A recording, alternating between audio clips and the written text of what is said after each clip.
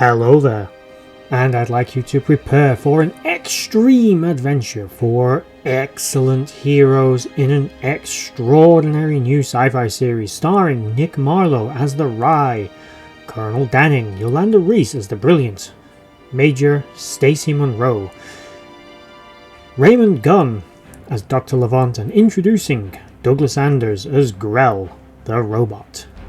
This is Wormhole Xtreme, coming this fall. Or not. Wormhole Xtreme was a television series within a television series, an archetype often done. This was created by an alien known as Martin Lloyd, who came from a world that had been absorbed and destroyed by the Goa'uld Empire. Him and his compatriots had travelled to Earth looking for allies to help them fight in that war that was devastating their people. Finding Earth too primitive, they stayed behind. That's the short, compressed version of that.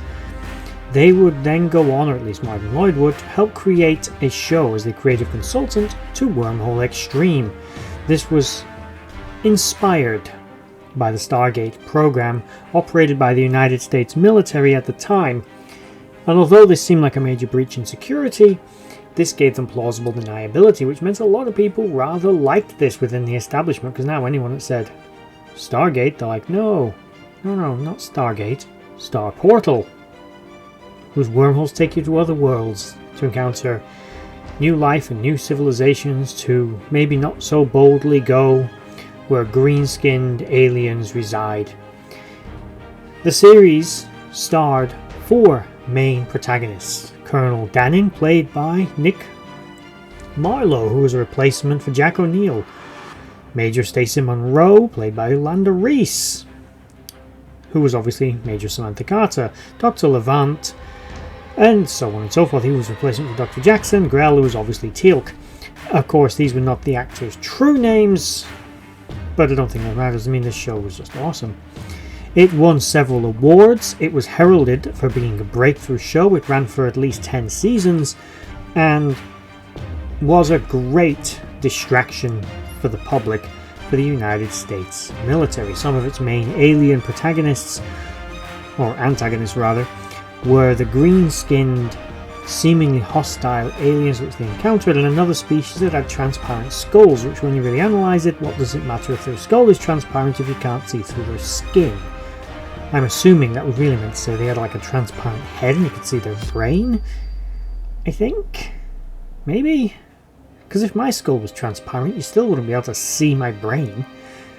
So, although this, the main thing I want to talk about here is this trope of TV shows, the sort of this self-aware parodying of themselves within the show. Stargate did it really well with the running joke of Wormhole Xtreme. It actually popped up here and there throughout the show, being referenced to something going on in the background, occasionally having full episodes dedicated to it, although unfortunately we never got an episode fully centered in that universe.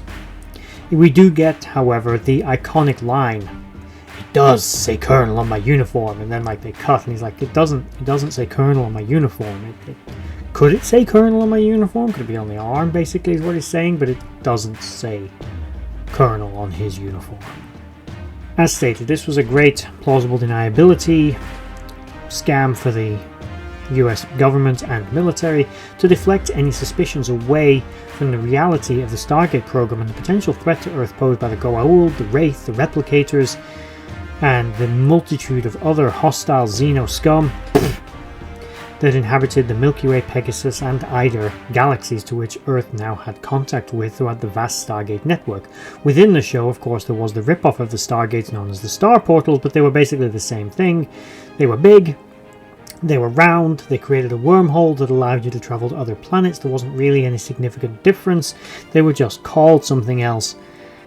And I'll be honest, I really would have liked to have seen a little more of this thing. I would have liked to have seen a full episode of Stargate, just purely set, not on the set of the show, but like just do an episode of this.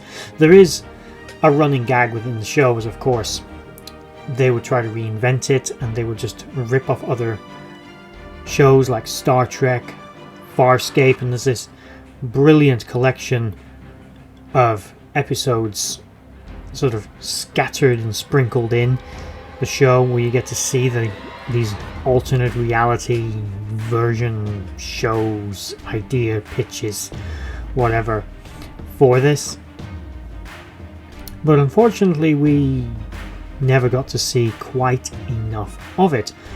It is notable from behind the scenes point of view that many of the cast and people involved in actually making this were actual directors of the show, actual producers of actual Stargate, such as Peter and Dom DeLuise, who had a great deal to do with behind the scenes information with the show, as well as the apparent behind the scenes of this show as well, which was a nice touch, I felt, for the program. It's not unusual, as I said, for other franchises to delve into this sort of basic concept of sort of surreal self-awareness of what they are, to parody themselves, to show like a low-budget, ridiculous version of what they're doing.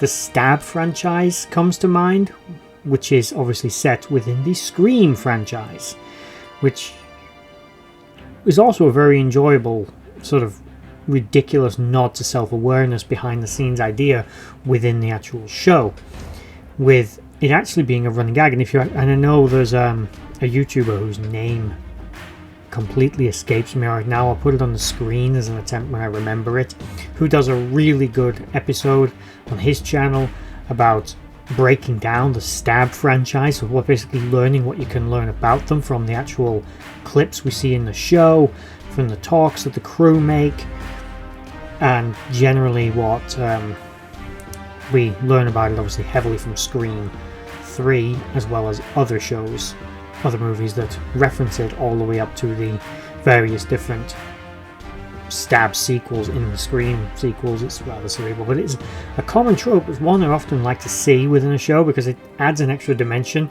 especially within something as self-aware as a program like Stargate can be, and as self-aware effectively as Scream was, because Scream itself was a parody. And I know I'm going off track about Stargate here, but realistically my video is mainly supposed to be about how these things are a self-aware parody of themselves, and it's a fascinating look into the mindset of the people that make this, and a lot of fun to make, as you can see somewhere about now should be coming up the various other alternative spin-offs, rip-offs, homages, that was the word I was looking for, homages to various other science fiction shows that they considered doing in exchange for Wormhole Xtreme to reinvent the show and bring it into a newer, more modern audience, I suppose, by ripping off Star Trek, making it edgier than it had been before,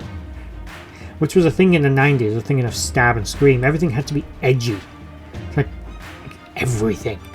So every film made back in the 90s was edgy and self-aware and very ridiculous.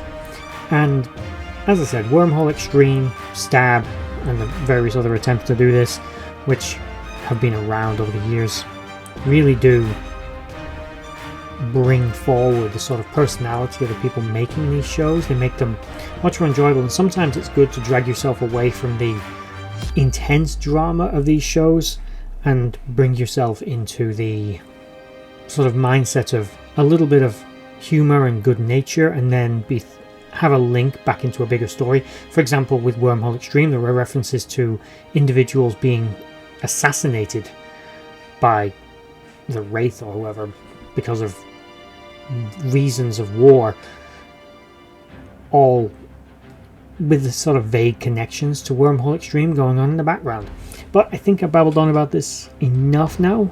Let me know, would you ever have watched a Wormhole Xtreme actual TV series, or something like McBain from The Simpsons, for example, which actually, if you put all the various snippets of that movie that's always on in the background together, it's meant to be all different sequels. It actually has a narrative and a story that's been building for obviously decades that The Simpsons has been on. Some people have edited them together, and you can actually, there is a formulated actual film slowly being made in the background of The Simpsons. Things like this are fascinating.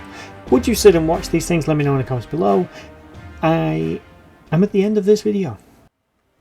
I'd just like to say a thank you to everyone for watching that video. I hope you enjoyed it. I really enjoy making these. If you did enjoy it, please consider giving a like, share, and a subscribe, and maybe checking out the other videos on the screen right now. And in the description box below, there are links to my other social media accounts.